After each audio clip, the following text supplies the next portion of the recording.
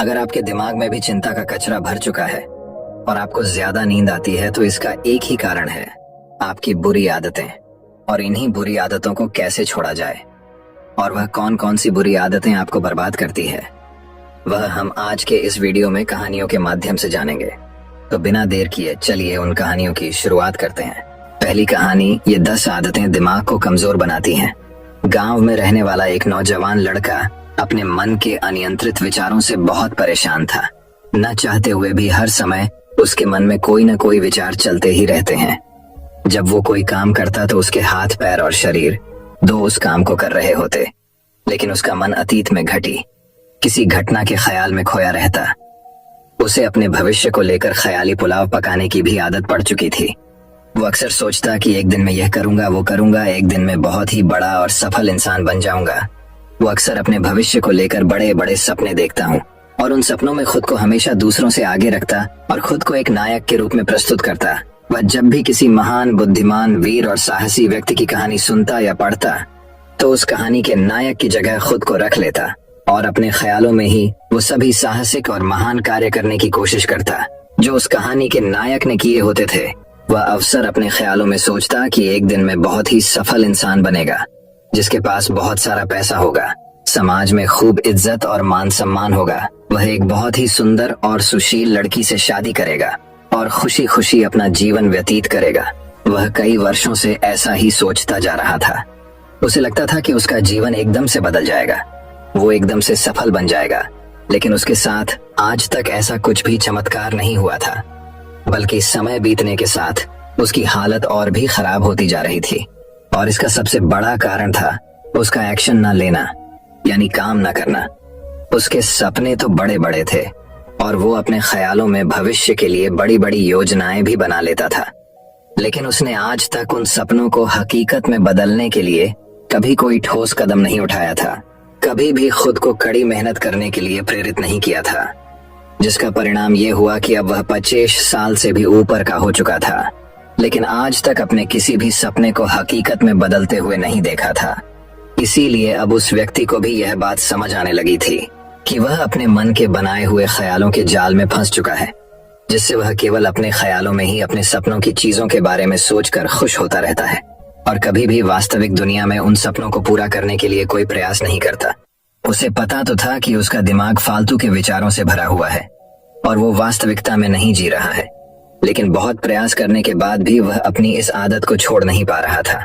उसे अपने ख्यालों की दुनिया में जीने में मजा भी आ रहा था, लेकिन जब वह अपने ख्यालों से बाहर आकर अपनी वास्तविक स्थिति को देखता और उसके बारे में सोचता तो वह बहुत दुखी हो जाता। अब धीरे धीरे उसकी यह आदत उसके तनाव और उदासी का कारण बन चुकी थी। अब वो अपने दोस्तों और घर वालों से ज्यादा बात भी नहीं करता था, दिन भर गुमसुम और उदास था, रहने लगा था। एक दिन ऐसे ही उदास मन के साथ वह एक पेड़ के नीचे बैठा हुआ था। तभी उसका एक मित्र उसके पास आता है और उससे कहता है, मित्र, हमारे गांव में एक बहुत ही प्रसिद्ध बौद्ध भिक्षु पधारे हुए हैं और मैंने सुना है कि वह मन और मन की शांति से जुड़ी हर एक समस्या का समाधान बहुत ही आसानी से कर देते हैं। मुझे लगता है कि तुम्हें उनसे एक बार जरूर मिलना चाहिए, वो तुम्हारी समस्या का समाधान कर सकते हैं। अपने मित्र की बात सुन वो है नौजवान व्यक्ति खुश हो जाता है और उन्हें बौद्ध भिक्षु से मिलने चल पड़ता है। थोड़ी देर बाद वह बौद्ध भिक्षु के समक्ष पहुंच जाता है, जो कि एक वृक्ष के नीचे ध्यान मुद्रा में बैठे हुए थे। वह बौद्ध भिक्षुओं को प्रणाम कर उनके सामने बैठ जाता है और अपनी सारी समस्याएं बताना शुरू कर देता है। वह कहता है, मेरा मन हर समय असंख्य विचारों से भरा रहता है, इसमें बेवजह के विचार हर समय चलते ही रहते हैं। मैं कोई काम कर रहा होता हूँ तब भी मेरा मन अतीत या भविष्य के किसी विचार में ही खोया रहता है। मैं कितना ही प्रयास कर लूं पर ये मेरी एक नहीं सुनता। मैं अपने इस अशांत मन को शांत करना चाहता हूँ, इसे खाली करना चाहता हूँ, इसे एकाग्रचित करना चाहता हूँ, जिसमें मैं अब तक का सफल रहा हूँ। मैं आपके पास बड़ी उम्मीद लेकर आया हूँ, कृपया मुझे कोई रास्ता दिखाए। उस नौजवान व्यक्ति की ये सारी बातें ध्यान से सुनने के बाद बौद्ध भिक्षु ने कहा, जिंदगी खुशहाल और मन शांत तो तभी होगा ना जब जो गलतियां कर रहे हो उन गलतियों को करना बंद कर दोगे। पहली गलती है पर्याप्त नींद ना लेना, पूरी नींद ना लेना। शरीर और मन को कई तरह से नुकसान पहुंचाता है। अगर पूरी नींद ना ली जाए तो याददाश्त का कमजोर होना, तनाव, चिड़चिड़ापन, हर समय थका हुआ महसूस करना और चेहरे की चमक खोने जैसी समस्याओं का सामना करना पड़ता है। इसके साथ ही कम सोने से समस्याओं का समाधान निकालने के दिमाग की क्षमता पर असर पड़ता है और दिमाग को तुलनात्मक अध्ययन करने में दिक्कत आती है। इसीलिए रोजाना कम से कम 5-6 घंटे की गहरी नींद लेना जरूरी है। नींद मानव जीवन के लिए महत्वपूर्ण होती है क्योंकि यह हमारे शारीरिक और मानसिक स्वास्थ्य को सुरक्षित रखने का माध्यम होती है। रोज पर्याप्त गहरी नींद लेने से हमारी शारीरिक क्षमता बढ़ती है, मानसिक तनाव कम होता है और जीवन की गुणवत्ता में सुधार होता है। हमारी दिनचर्या में नींद का बहुत ही महत्वपूर्ण स्थान है क्योंकि यह हमें दिन भर की थकान और तनाव से राहत दिलाती है। यदि किसी कारणवश तुम पूरी नींद नहीं ले रहे हो तो इससे तुम्हारे शारीरिक और मानसिक स्वास्थ्य पर बहुत बुरा असर पड़ रहा है। शारीरिक स्वास्थ्य के पहलू में नींद का अभाव तुम्हारी शारीरिक क्षमता को कम कर सकता है क्योंकि नींद के दौरान हमारे शरीर की मरम्मत, सफाई और इसके ऊर्जा स्तर में सुधार होता है। लगातार कम नींद लेने से जीवन की गुणवत्ता में गिरावट आने के साथ साथ हमारे शरीर की प्रतिरक्षा प्रणाली भी कमजोर पड़ने लगती है, जिससे बीमारियों का खतरा बढ़ जाता है। और मानसिक स्वास्थ्य के पहलू में पर्याप्त नींद न लेने से मानसिक तनाव बढ़ सकता है और मानसिक स्वास्थ्य पर असर डाल सकता है। नींद के अभाव में मानसिक तनाव और चिंता की स्थिति में वृद्धि होती है, जिससे तुम्हारी दिनचर्या, निर्णय लेने की क्षमता और उत्साह पर असर पड़ता है। नींद के अभाव से बच्चों और युवाओं की शिक्षा कार्य पर भी असर पड़ सकता है। उनकी याददाश्त, समझ और नैतिकता पर असर पड़ सकता है, जिससे उनकी शिक्षा कार्य में प्रगति रुक सकती है। इसके साथ ही पूरी नींद ना लेना तुम्हारी व्यक्तिगत जीवन शैली पर भी असर डालता है। नींद की कमी से तुम्हारे ध्यान, समर्पण और रिश्तों में भी समस्याएं आ सकती हैं। संक्षेप में कहें तो हमारी शारीरिक और मानसिक स्वास्थ्य को बनाए रखने में नींद सबसे महत्वपूर्ण भूमिका निभाती है। अच्छी और गहरी नींद लेकर हम अपने जीवन की गुणवत्ता को सुधार सकते हैं और एक स्वस्थ व खुशहाल जीवन जी सकते हैं। दूसरी गलती, खाने की मात्रा और उसकी गुणवत्ता पर ध्यान न देना और कभी भी कुछ भी और कितना भी खा लेना। कुछ लोगों को ज्यादा मसालेदार, चटपटा और मीठा खाने की आदत होती है। उन्हें ज्यादा मैदे, चीनी और तेल से बने सामानों को खाने की आदत पड़ चुकी होती है। ऐसे लोगों को लगता है कि अगर जिंदगी में खाने को सीमित कर दिया तो फिर जीवन में बचा ही गया, जिंदगी के मजे ही क्या, जैसे कि इंसान सिर्फ खाने के लिए ही इस दुनिया में जन्म लेता है। कुछ लोगों को हर समय खाते रहने की आदत पड़ चुकी होती है। भूख नहीं होती तब भी खाए जा रहे होते हैं। जबरदस्ती कुछ भी उल्टा सीधा पेट में डालते रहते हैं, जैसे पेट नहीं कोई कूड़ादान हो। जरूरत से अधिक या कुछ भी खाते रहने से सिर्फ शरीर का वजन ही प्रभावित नहीं होता, बल्कि दिमाग की शक्ति पर भी इसका बुरा असर पड़ता है। मैदा, तेल, चीनी और ज्यादा नमक से बने पदार्थों का सेवन करने से शरीर का वजन बढ़ने के साथ साथ कई सारी बीमारियां जन्म लेने लगती हैं और जिसका नकारात्मक प्रभाव हमारी भावनाओं और विचारों पर भी पड़ता है, क्योंकि एक बीमार शरीर व्यक्ति के मन को भी बीमार बना देता है, जिससे व्यक्ति मानसिक रूप से भी बीमार पड़ने लगता है और तनाव व चिंता का शिकार हो जाता है। इसीलिए व्यक्ति को भोजन की उचित मात्रा और उसकी गुणवत्ता पर विशेष ध्यान देना चाहिए। तीसरी गलती, जरूरत से ज्यादा भाग दौड़ भरी जिंदगी और ये सोच के रुकना मना है। कुछ लोगों को लगता है कि जिंदगी सिर्फ ऐसे ही चलती है, गलत भाग दौड़ भरी जिंदगी कितनी भी हो। लेकिन रुको, अगर भागते ही रहोगे तो ऐसे हाफ के गिरोगे कि उठने लायक ही नहीं रहोगे। तो जिंदगी की भाग दौड़ के बीच थोड़ा सा समय खुद के लिए भी निकालो। खुद को भी समय दो, ढूंढने का प्रयास करो कि कौन सी चीज तुम्हें खुशी देती है, कौन सा काम करने में तुम्हें आनंद आता है। खुद से सवाल करो और खुद को चांदनी का प्रयास करो और देखना, जब तुम अंदर से शांत और तरोताजा होकर किसी काम को करोगे तो बहुत ही कम समय में तुम्हें उसी काम में बहुत अच्छे परिणाम मिलने शुरू हो जाएंगे। लेकिन अगर हर समय भागते रहोगे, भागती रहोगी, थके मांद रहोगे, तो तुम देखोगे कि हर काम में बहुत ज्यादा समय लग रहा है, बहुत ज्यादा ऊर्जा लग रही है, लेकिन फिर भी अंदर से खुशी नहीं मिल रही। तो इतना भागना दौड़ना कोई जरूरी नहीं होता। ये तो बस इंसान के अंदर बचपन से ही एक प्रतियोगिता की भावना जगा दी जाती है, उसके आसपास के माहौल और उसके माता पिता के द्वारा। क्योंकि इतना भागना कोई जरूरी नहीं होता, शांति से भी जिंदगी को जिया जा सकता है और शांत हुआ स्थिर रहते हुए आराम से प्रयास करके भी बड़ी बड़ी सफलताएं हासिल की जा सकती है। चौथी गलती, अपनी किसी एक ऐसी बुरी आदत को पहचानना हो और उसे अपनी जिंदगी से पूरी तरह से हटाना जो तुम्हारी सफलता के रास्ते की सबसे बड़ी बाधा है। हर इंसान की कोई ना कोई एक ऐसी बुरी आदत होती ही है जो उसे सबसे ज्यादा नुकसान पहुंचाती है, उसे आगे नहीं बढ़ने देती या फिर उसे पीछे खींचती है। क्योंकि जब कोई इंसान आगे नहीं बढ़ रहा होता है तो समय के साथ साथ वो पीछे ही जा रहा होता है। अब ये आदत कुछ भी हो सकती है, जैसे काम को टालने की आदत, ज्यादा सोचने की आदत, चिंता करने या बहस करने की आदत। कोई भी एक ऐसी आदत जो तुम्हें लगता है कि तुम्हें सबसे ज्यादा नुकसान पहुंचा रही है, उसे पहचानो और आज से ही उसे किसी अच्छी आदत से बदलने का प्रयास शुरू कर दो। हालांकि आदतों को बदलना इतना आसान नहीं होता, लेकिन हर चीज को बदलना संभव है। अगर तुम्हारे अंदर वो मजबूत संकल्प और लचीलापन है और अगर तुम लगातार प्रयास करोगे तो तुम्हारी नई आदत बन जाएगी और पुरानी आदत अपने आप ही छोड़ जाएगी।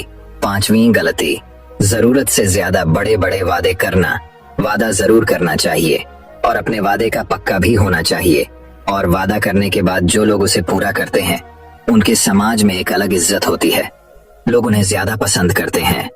लेकिन हमें कभी भी ऐसे वादे नहीं करना चाहिए जिससे हम पूरा ही ना कर सके या जिसे पूरा करने में हमें संदेह हो।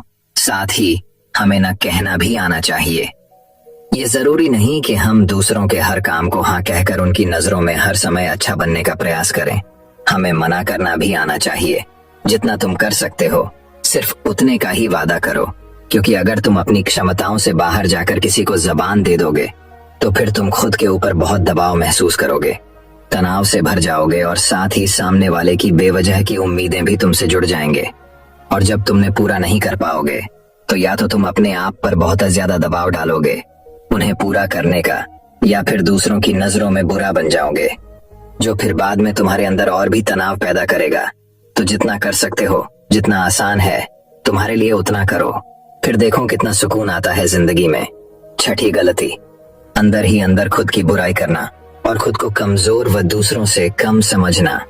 अगर तुम्हें खुद की बुराई करने की आदत है, हर समय अपने अंदर सिर्फ कमियां दिखती है, रोज अपने आप को कोसते हो, तो फिर तुम्हें बाहर के किसी दुश्मन की कोई जरूरत नहीं है, क्योंकि तुम अकेले ही अपने लिए काफी हो।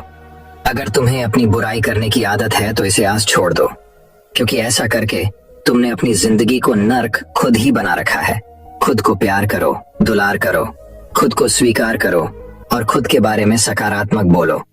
अगर कुछ गलती भी हो गई है तो खुद से बोलो कि अच्छा हुआ मुझे इस गलती का एहसास अभी हो गया। मैं एक ऐसा इंसान हूँ जो अपनी गलतियों से सीखता है और आगे बढ़ जाता है। तो कहने का मतलब ये है कि गलती में भी खुद को लगातार कोसने या खुद को अपनी नजरों में गिराने की बजाय गलतियों से सीख कर आगे बढ़ने वाला इंसान बनो, क्योंकि अंदर ही अंदर खुद की बुराई करना और खुद को कोसना इंसान को ऐसी जंजीरों में बांध देता है कि फिर वह उसे तोड़ नहीं पाता और वही पड़ा पड़ा मानसिक रूप से सड़ता रहता है। तो अगर यह तुम्हारे अंदर है खुद की बुराई करना, तो इसे जल्दी से जल्दी छोड़ो, तभी जिंदगी खूबसूरत बनेगी। सातवीं गलती, दिमाग को अतीत की बुरी यादों और नकारात्मक भावनाओं से भरकर रखना। अतीत में कुछ गलत घटना घट गई थी, उसकी बुरी यादों को इकट्ठा किए हुए है। सालों पहले किसी ने कुछ गलत बोल दिया था, उसकी बातों को आज भी मन में लेकर ढह रहे हैं। किसी काम में सफलता मिल गई थी, उसे लेकर आज भी दुख मना रहे हैं।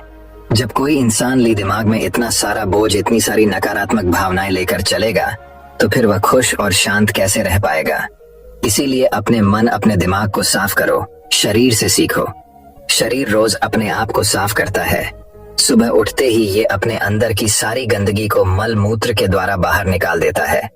तो ऐसे ही दिमाग की गंदगी को भी हर दिन बाहर निकालो। रोज रात में सोने से पहले सारी की सारी जो अंदर उथल पुथल है, नाराजगी है, शिकायतें हैं, अपने आप से, दूसरों से, सब साफ करो। इसके साथ ही हर सुबह कुछ समय निकालकर ध्यान और प्राणायाम का अभ्यास करो।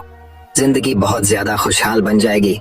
आठवीं गलती, अवास्तविक अपेक्षाएं या उम्मीदें रखना। उम्मीद या अपेक्षाएं रखना हम इंसानों का शुरू कर देते हैं, स्वभाव है। लेकिन जब अपेक्षाएं बेबुनियादी और जरूरत से अधिक हो जाती है तो फिर ये हमें हर समय तनाव में रखती है, दूसरों से भी लड़ाई झगड़े करवाती है और फिर हम अपनी जिंदगी से असंतुष्ट रहना शुरू कर देते हैं। हमें अपने जीवन के नकारात्मक चीजें ज्यादा नजर आने लगती हैं और हमें लगने लगता है कि हमारी इच्छाएं तो कभी पूरी होगी ही नहीं। अधूरी इच्छाओं का एक पूरा बोझ हम अपने सर के ऊपर रख लेते हैं और ऐसा लगने लगता है कि हम बोझ तले दबते जा रहे हैं। जिंदगी से निराशा होने लगती है। लक्ष्य को पाने का मन नहीं करता, अच्छे संबंध बनाने का मन नहीं करता, अच्छा खाना खाने का मन नहीं करता, कहीं आने जाने का मन नहीं करता। पूरी तरह से एक तनाव और उदासी भरा माहौल अपने आसपास बना लेते हैं।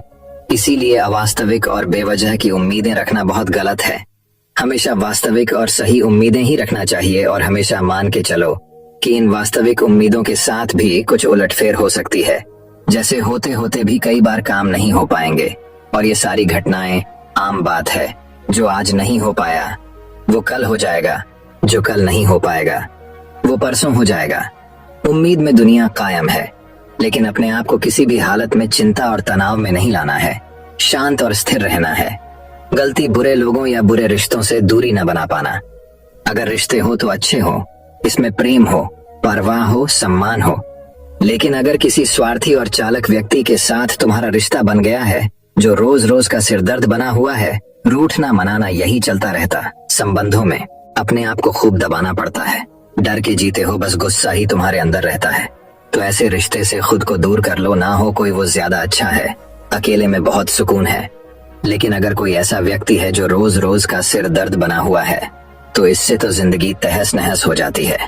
अगर उनसे ऐसे घनिष्ठ संबंध है, इसे पूरी तरह से नहीं छोड़ा जा सकता, तो फिर ऐसी स्थिति में संबंधों को सीमित कर दो और जिन लोगों से तुम पीछा छुड़ा सकते हो उन लोगों को तो बिल्कुल अपनी जिंदगी से बाहर निकाल दो और अपनी जिंदगी में सुकून लाओ। इतना कहने के बाद बौद्ध भिक्षु ने अपनी बात समाप्त की और कहा, तो ये थी वो कुछ गलतियां जिन्हें अगर तुम सुधार लेते हो तो तुम्हारी जिंदगी फिर से शांति, सुकून और खुशी से भर जाएगी। दोस्तों, एक और गलती जो आज के समय में हमारे मन को अशांत और बेचैन रखती है वो है digital devices and social media का अतिथि यूज करना। अब आज के समय में तो डिजिटल डिवाइसेस को अपनी जिंदगी से पूरी तरह अलग करना लगभग असंभव है। लेकिन जो लोग बेमतलब का इन सब डिवाइस में लगे रहते हैं, जिनका कोई काम ही नहीं है, लेकिन फिर भी चिपके रहेंगे, नेटफ्लिक्स देखते रहेंगे, सोशल मीडिया स्क्रॉल करते रहेंगे, एक पागलपन की हद तक पूरा दिन इन डिवाइसेस में ही गुजार देंगे। ये आदत बहुत ज्यादा खराब है। जितना आपके काम के लिए जरूरी है सका यूज करिए, लेकिन इसमें भी बीच बीच में ब्रेक लेना, रेस्ट लेना जरूरी होता है। नहीं तो ये है आपके अंदर की बहुत सारी चीजों को खराब कर देगा। आपके चेहरे की चमक कम हो जाती है, आपकी नींद पर भी असर पड़ता है। यह आपके अंदर ज्यादा सोचने की आदत बढ़ाकर तनाव पैदा कर देता है। इसीलिए आपको जितना हो सके इनसे दूरी बनाकर रखना है, क्योंकि कुछ चीजों को तो हम बिल्कुल छोड़ सकते हैं जैसे जंक फूड, लेकिन डिजिटल डिवाइसेस को पूरी तरह से छोड़ना प्रैक्टिकली पॉसिबल नहीं है, क्योंकि आजकल सब कुछ टेक्नोलॉजी से जुड़ा हुआ है। और अगर हम कंप्लीट डिजिटल डिटॉक्स कर लेंगे तो फिर हम अपने लाइफ में आगे नहीं बढ़ पाएंगे। इसीलिए इसको पूरी तरह से छोड़ना नहीं, लिमिट करना है। कुछ चीजों को छोड़ना होता है और कुछ चीजों को लिमिट करना होता है। इसे लिमिट कर लो, जिंदगी अच्छी हो जाएगी। तो दोस्तों, उम्मीद करता हूँ आपको इस कहानी से एक अच्छी सीख मिली होगी। ये कहानी आपको कैसी लगी हमें कमेंट बॉक्स में कमेंट करके जरूर बताएं। तो दोस्तों, अब चलिए हमारे दूसरे कहानी की शुरुआत करते हैं। दूसरी कहानी गौतम बुद्ध की कहानी। जितना सीधा बनोगे उतना धोखा खाओगे। गौतम बुद्ध ने कहा था कि एक क्रूर जंगली जानवर की तुलना में एक धोखेबाज और दुष्ट मित्र से अधिक डरना चाहिए, क्योंकि जानवर केवल आपके शरीर को नुकसान पहुंचाता है, लेकिन एक कपटी और धोखेबाज मित्र आपकी बुद्धि को नुकसान पहुंचाता है। केवल एक बुरा मित्र ही आपको ऐसी स्थिति में पहुंचा सकता है जहां आप महसूस करें कि यह दुनिया बहुत बुरी है, अब यहाँ रहने से क्या फायदा। और ऐसा ही होता है जब आपको धोखा दिया जाता है। आपको धोखा दिया जाता है और केवल वही व्यक्ति धोखा खाता है जो दूसरे पर आंख मूंद कर भरोसा करता है। हम तुरंत किसी पर भरोसा नहीं करते। भरोसा धीरे धीरे बढ़ता है, लेकिन एक समय के बाद यह भरोसा इतना मजबूत हो जाता है कि हम उस व्यक्ति के प्रति अपनी आंखें, कान और दिमाग बंद कर लेते हैं। और तब ऐसी स्थिति होती है कि हमारा सबसे भरोसेमंद व्यक्ति ही हमें सबसे बड़ा धोखा दे देता है, कि हमारा संसार से विश्वास उठ जाता है और हम हर किसी को संदेह की दृष्टि से देखने लगते हैं। वास्तव में यह संसार धोखे पर चल रहा है। हम किसी न किसी को धोखा देते रहते हैं। हमारे जीवन में कहीं ना कहीं और लोग भी हमें धोखा दे रहे हैं। दूसरों द्वारा धोखा देना तो समझ में आता है, लेकिन हम खुद को वर्षों से धोखा दे रहे हैं। हम खुद को ऐसी चीजों के बारे में समझाते हैं ताकि हमें सच्चाई का सामना न करना पड़े और हम अपनी ही छोटी सी दुनिया में खोए रहे। धोखा या विश्वासघात दो धारी तलवार की तरह है। हमें लगता है कि हम दूसरे व्यक्ति को धोखा देकर उसे बेवकूफ बना रहे हैं, लेकिन यह धोखेबाज तलवार सामने वाले की भी उतनी ही गर्दन काटती है जितनी भविष्य में हमारी गर्दन काटती है। दोस्तों, आज की इस बौद्ध कहानी के माध्यम से जानेंगे कि हम धोखे और विश्वासघात से खुद को कैसे बचाएं, और वीडियो के अंत में हम 10 ऐसे संकेतों के बारे में जानेंगे जो एक धोखेबाज और झूठे व्यक्ति में पाए जाते हैं। एक युवक बहुत गुस्से में है, पहाड़ी से कूदकर आत्महत्या करने जा रहा था। जैसे ही वह पहाड़ी की चोटी पर पहुंचा तो चिल्लाया कि यह दुनिया इतनी बुरी क्यों है, यहाँ हर कोई इतना स्वार्थी क्यों है, अब मेरे जीने का कोई मतलब नहीं है। उसी पहाड़ी की चोटी पर एक बौद्ध भिक्षु अपने ध्यान में लीन था। उस युवक की तीव्र क्रोध भरी आवाज सुनकर वह व्यायाम से उठा। वह तुरंत समझ गया कि यह युवक यहाँ आत्महत्या करने आया है। वह आदमी पहाड़ी से कूदने ही वाला था कि बौद्ध भिक्षु ने उसका हाथ पकड़ लिया और उसे पीछे खींचते हुए कहा, क्या हुआ, क्या आगे का रास्ता खत्म हो गया? युवक ने कहा कि कौन सा रास्ता, यहाँ कोई रास्ता नहीं है, मैं यहाँ से कूदकर आत्महत्या करने जा रहा हूँ। बौद्ध भिक्षु ने कहा कि एक दिन सभी को मरना है, लेकिन तुम इतनी जल्दी में क्यों हो? युवक ने कहा, क्योंकि यह दुनिया रहने लायक नहीं है। यहाँ हर कोई स्वार्थी और धोखेबाज है। जिस पर मैंने भरोसा किया उसने मुझे धोखा दिया। मेरे अपने भाई ने मुझे धोखा दिया, मेरे दोस्तों ने मुझे धोखा दिया, लेकिन आज तो हद हो गई। मेरी पत्नी ने भी मुझे धोखा दिया। वह एक अमीर बिजनेसमैन के साथ भाग गई। इतना धोखा खाने के बाद अब मेरा इस दुनिया में रहने का कोई मतलब नहीं है। स्वार्थी दुनिया में किसी पर भी भरोसा नहीं किया जा सकता, इसलिए मैं आत्महत्या करने जा रहा हूँ। बौद्ध भिक्षु, क्या तुम स्वार्थी नहीं हो? क्या आप पर भरोसा किया जा सकता है? उस व्यक्ति ने कहा, मैंने आज तक किसी को धोखा नहीं दिया, किसी को धोखा नहीं दिया। आप चाहे तो मेरे गांव जाकर पूछ सकते हैं। लोग अक्सर मेरा फायदा उठाते हैं, लेकिन मैंने आज तक किसी का बुरा नहीं किया। बौद्ध भिक्षु ने कहा, मैं तुम पर भरोसा नहीं कर सकता। तुम्हें मुझे यह साबित करना होगा कि तुम स्वार्थी व्यक्ति नहीं हो। व्यक्ति ने पूछा, मुझे यह साबित करने के लिए क्या करना होगा? तुम्हें साथ रहना होगा। मैं अगले 1 साल तक अपने आश्रम में रहूंगा, तभी मुझे पता चलेगा कि आप एक ईमानदार व्यक्ति हैं या आप भी दूसरों की तरह स्वार्थी और धोखेबाज हैं। आदमी ने कहा, ठीक है, मैं 1 साल तक आपके साथ आपके आश्रम में रहूंगा और खुद को साबित करूंगा। बौद्ध भिक्षु लाया। वह युवक उसके साथ उसके आश्रम में गया और उसे अपना शिष्य बना लिया। अगली सुबह बौद्ध भिक्षु ने नए शिष्य को अपने पास बुलाया। मुझे आप पर भरोसा नहीं है, लेकिन आप फिर भी जाकर भिक्षा मांगते हैं, तब तक मैं आपके अन्य गुरु भाइयों को शिक्षा देता हूँ। वह युवा शिष्य गुरु को प्रणाम कर भिक्षा मांगने चला गया। आज से पहले उसने कभी भी भीख नहीं मांगी थी, इसलिए उसे भीख मांगने में बहुत परेशानी हो रही थी। उसके मुंह से भीख मांगने के लिए शब्द नहीं निकल रहे थे। उसका अहंकार उसे रोक रहा था, लेकिन उसके अंदर एक अहंकार जाग रहा था। मालिक को गलत साबित करने के लिए उसने भीख मांगी और वह भिक्षा लेकर वह स्वामी के पास लौट आया। उसके हाथ में भिक्षा देखकर गुरु ने कहा कि तुम कुछ तो भरोसेमंद हो। मैंने सोचा था कि तुम भीख नहीं मांग पाओगे, लेकिन तुमने मुझे गलत साबित कर दिया। मेरे साथ मेरी कुटिया में आओ, मैं तुम्हें वहां कुछ दिखाना चाहता हूँ। गुरु शिष्य को अपने साथ अपनी झोपड़ी में ले गए। झोपड़ी के ऊपर एक बर्तन लटका हुआ था। गुरु ने झोपड़ी की ओर इशारा किया, बर्तन, और कहा, क्या तुम उस बर्तन को देख रहे हो? इसमें जहर होता है, और जहर भी ऐसा होता है कि अगर किसी व्यक्ति को दे दिया जाए तो व्यक्ति बहुत आसानी से मर सकता है और किसी को पता भी नहीं चलेगा कि उनकी मृत्यु कैसे हुई। युवा शिष्य ने कहा, लेकिन गुरु, आप मुझे ये सब क्यों बता रहे हैं? साधु ने कहा, मैं तुम्हें केवल चेतावनी दे रहा हूं कि गलती से भी इसे मत खाना। कुछ दिनों के बाद गुरु एक जंगल से गुजर रहे थे। उनके शिष्य, तभी कुछ जंगली लुटेरों ने अचानक उन पर हमला कर दिया। सभी शिष्य अपनी जान बचाने के लिए इधर उधर भागने लगे, लेकिन वृद्धावस्था के कारण मास्टर दौड़ने में सक्षम नहीं थे। यह उस युवा शिष्य को अनुभव हुआ और उसने वीरता का परिचय देते हुए अपने गुरु को डाकू से बचाया और आश्रम ले आया। आश्रम पहुंचकर गुरु ने सबके सामने शिष्य की बहुत प्रशंसा की और कहा कि मेरा नया शिष्य तुम सबसे बेहतर है।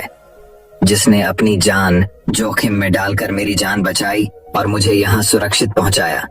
आज तक मुझे उस पर विश्वास है। उस दिन के बाद से हर सुबह जब भी गुरु उस शिष्य से मिलते हैं तो उनसे एक बात कहना कि मुझे तुम पर पूरा विश्वास है। धीरे धीरे गुरु का उस पर विश्वास हो गया। शिष्य बढ़ता गया और बात इतनी बढ़ गई कि गुरु ने एक दिन शिष्य को अपने पास बुलाया और कहा कि मेरा कोई बेटा नहीं है, लेकिन तुम मेरे बेटे की तरह हो।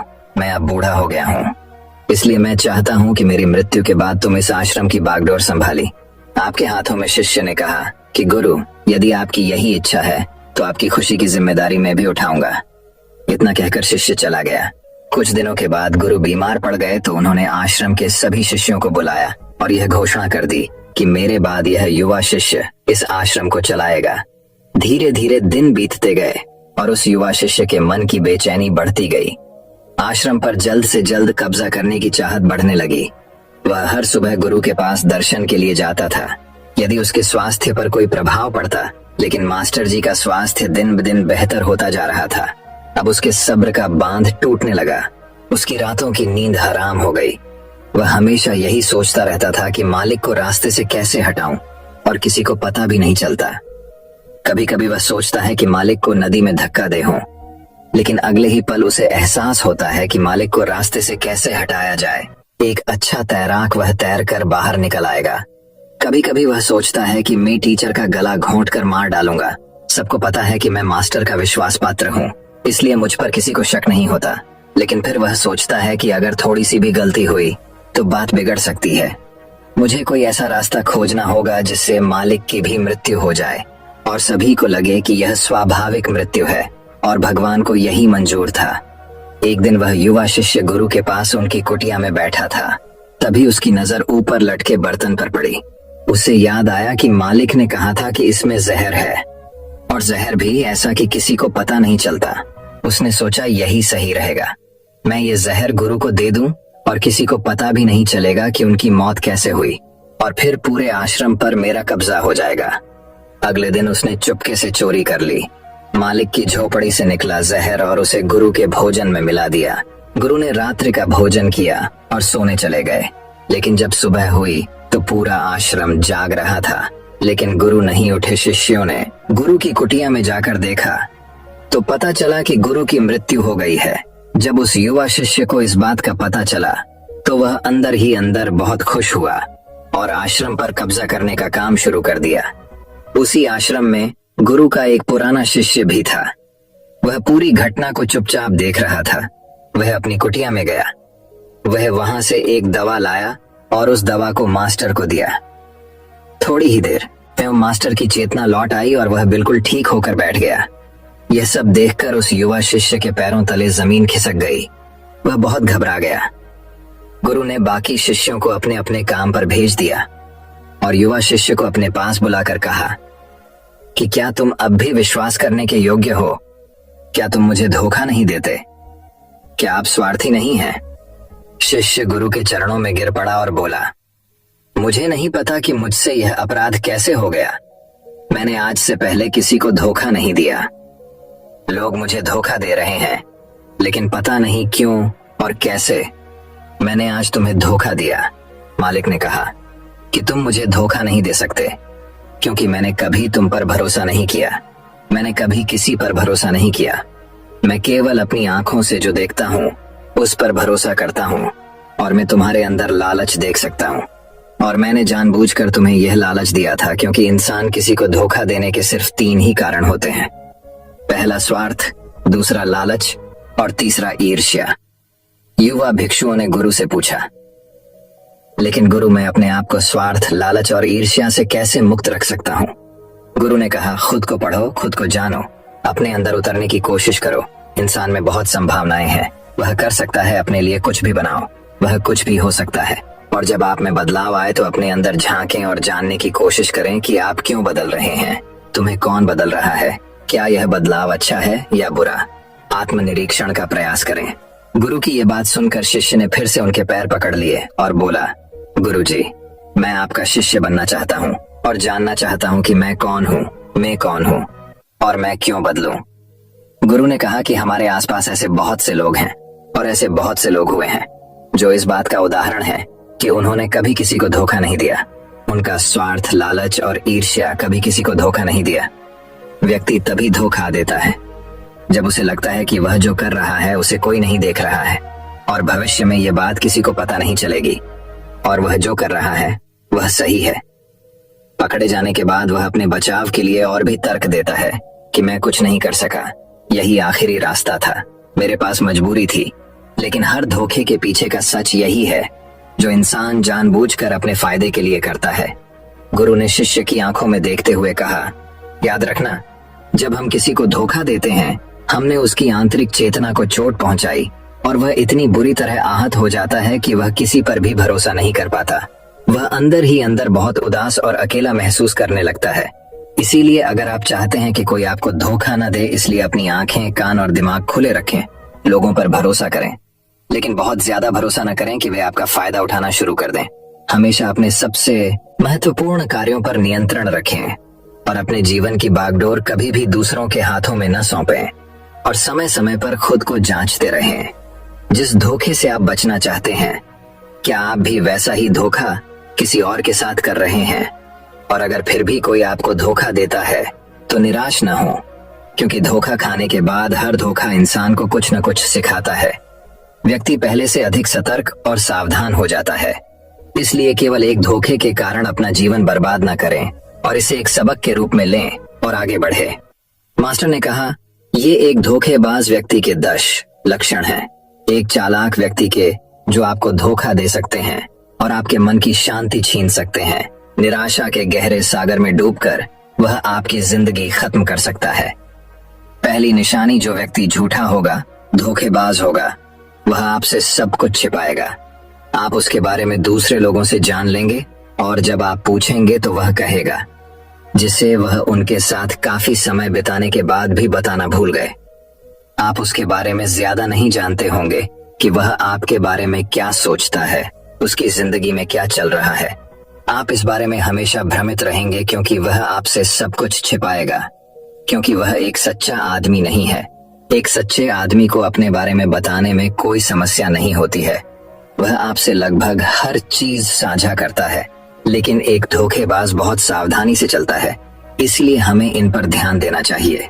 वह व्यक्ति जिसके साथ हम रिश्ते में हैं, जिसे हम अपनी जिंदगी सौंपने जा रहे हैं, जिसके साथ हम प्यार और विश्वास का सौदा करने जा रहे हैं, क्या वह अपनी पूरी जिंदगी एक खुली किताब की तरह हमारे साथ साझा करता है या नहीं? या वह हमसे बातें छुपाता है या नहीं? अगर वह छुपाता है तो वह व्यक्ति बहुत बड़ा धोखेबाज है। दूसरी निशानी, जो व्यक्ति धोखेबाज है या जो हमसे सच्चा प्यार नहीं करता, वह कभी भी हमसे सच्चा प्यार नहीं करता।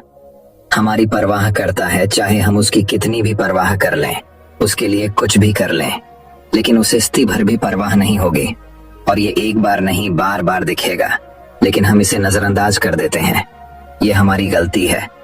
हमारे जादू के कारण हम देख नहीं पाते। सच्चाई हमारी आंखों के सामने भी है। अगर हम थोड़ा और सचेत होकर देखने की कोशिश करें तो ये हमारी गलती है। तब हमें पता चलेगा कि उसे हमारी कोई परवाह नहीं है। तीसरा संकेत, जो व्यक्ति धोखेबाज है वह बहुत बड़ा झूठा भी है। उसके अपने शब्द खुद से मेल नहीं खाते। उसकी जुबान बदलती रहती है, वह अपनी बात नहीं रखता, लेकिन हम उसके झूठ में फंस जाते हैं, इसलिए हम उसे नहीं पहचानते। चौथी निशानी, धोखेबाज व्यक्ति हमारे सामने तो हमारी चापलूसी करेगा और हमारी तारीफ करेगा, लेकिन पीठ पीछे वह कभी हमारी तारीफ नहीं करेगा और हमारा सम्मान नहीं करेगा। चाहे हम उसके लिए मर भी जाएं, लेकिन वह कभी हमारी तारीफ नहीं करेगा। हम और कभी भी हमें उतना महत्व नहीं देंगे जितना हम अपने जीवन में देते हैं, क्योंकि यह एक दिन हमें धोखा देगा। इसलिए बेहतर होगा कि हम बहुत अधिक धोखा खाने से पहले सावधान हो जाएं। पांचवां संकेत, वे जो कहते हैं उस पर ध्यान न दें, बल्कि इस पर ध्यान दें कि वे आपके साथ क्या करते हैं। बात करना बहुत आसान है, लेकिन करना बहुत मुश्किल है और ज्यादातर लोग इन्हीं बातों पर अटक जाते हैं। इसलिए चाहे वह आपसे कितनी भी बात कर लें, उससे कई वादे किए जा सकते हैं, लेकिन जब तक वह पूरा करके न दिखा दे, छठे संकेत पर भरोसा न करें।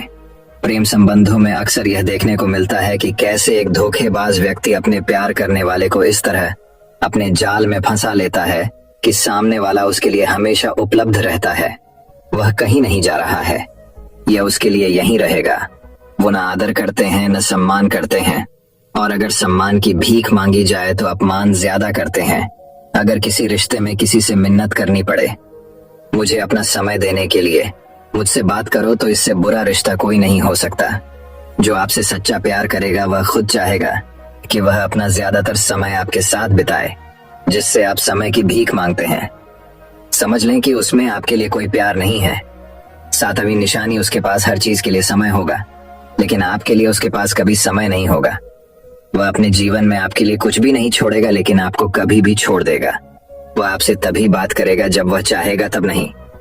जब आपको उनकी जरूरत हो, वे आपकी जगह किसी और को ले सकते हैं, लेकिन आपके लिए कुछ भी नहीं बदलेगा। न उनकी आदतें, न उनका स्वभाव, और न ही उनका आराम। 8वां संकेत, वे कभी भी आपके प्रति समर्पित और प्रतिबद्ध नहीं होंगे कि हम आपके साथ हैं।